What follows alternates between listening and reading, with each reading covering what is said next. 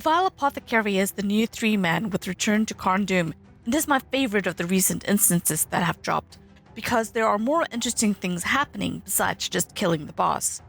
There are 5 types of mobs in Thaurisgar: Slitherer, Thrower, Warrior, Defiler, and Troll. The Thrower and Slitherer do nothing, so can be ignored and killed last. The Warriors and Defilers do an annoying yellow bar induction called Acidic Swipe that does a small frontal damage. With high enough mitigations, Acidic Swipe can be completely ignored. However, with low mitigations, you will need to focus on interrupting Acidic Swipe. Of all the mobs in Apothecary, the Troll is the most dangerous and has the most mechanics. The momentum buff on the Troll can stack up to 5, allowing the Troll to do 50% melee damage. This buff can only be removed by CC, so hunters need to use Distracting Shot, Fear, or Dazing Blow, guards can use Shield Bash, Elems can use Blinding Flash, etc. Keep momentum off the Troll, otherwise you'll keep dying. Trolls also have an aura called Spore Cloud that only applies if you stand close to the Troll. Spore Cloud can cheer up to 5, where it will reduce your amount of vitality significantly. This, however, can be cleansed, so your tank will constantly have to cleanse when having Spore Cloud on. Fungal Explosion is a grey bar induction from the Trolls and the Warriors. The debuffs can cheer up. The effects of them are so minor that with a good healer, fungal infection can be ignored. Here is how you find the lever to open up the gate that allows you to go downstairs. Some parkour skills are required to get to this lever.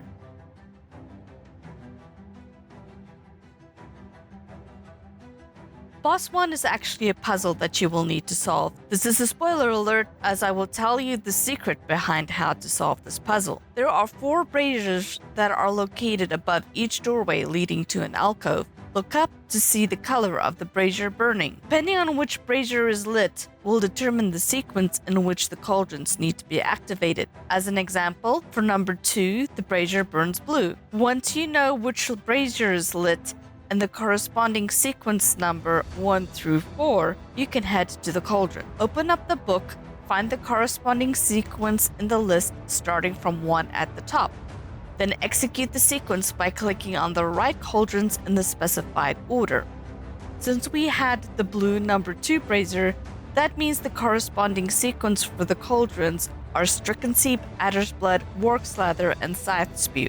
The actual layout of the cauldrons will be random, so turn floaty names on so that you can see the name of the cauldron. Solving the puzzle will open the door to the next boss fight. Remember to loot the chest, then go clear out the last mobs before the boss. Boss 2 are 2 brothers. Kurja stands in front of the bile tanks, and Karzaja is behind the counter. There is no way to physically get to Karzaja. Both of them have the standard boss protections, in terms of they cannot be slowed, stunned, dazed, fear, or rooted. For tier 3 and up, your tactical mitigations will need to be above 900,000, regardless of your class, or you will be one-shotted by Karzaja. Karzaja moves to a new bile tank and says his line, "We play with Vile Bile Pile." This puts a random yellow eye over a member of the party that Karzaja will target and throw a bomb at. If your tactical mitigations are over 900, you will survive. Otherwise, Karzaja will one-shot you.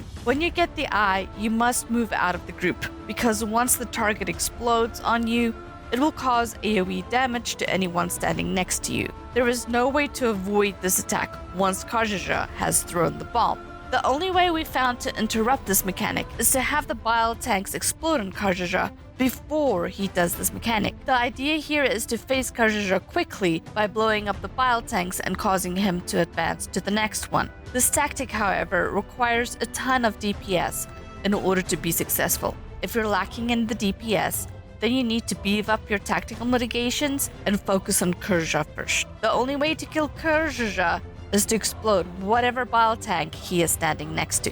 When Karzaja says, "I will help you, brother," Karzaja will place a disease on a random target. This disease can, however, be cleansed, and it drains a lot of power from any player. Karzaja has 2 grey bar inductions. Vile File is the first one, and he does 180-degree frontal damage. When he starts to induct, he will not turn, so the tank and everyone else should group up behind him. More Bile Vile will come directly after Bile Vile, and is a 180-degree backside damage. When he starts to induct this, he will not turn, so the tank and everyone else should group up in front of him.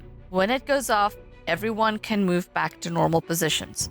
There is one way to ensure that more Bile Vial does not go off, and that is for the tank to run away from the boss during Bile Vial. If the boss has to move to catch up with the tank, then he will not induct more Bile Vial. It is unclear if this is an intended mechanic, but it is one that currently works and that the tank will have to manage. Kurja also applies a wound to the tank, which cannot be removed. It reduces the tank's might by 4,500k and lasts for 1 minute. The decision on whether to kill Karjaja or Kurja first depends strictly on your group's mitigations and healer. If your group's mitigations are high enough to where the bomb can be ignored, then it is quickest to kill Kurja first. However, if your group is struggling with survival, you should kill Karjaja first, allowing the tank to make sure that Kurja does not AoE the group. Please hit the like and subscribe button if you found today's strategy video useful. Next time I'll be covering the Poison Garden. Thanks for watching.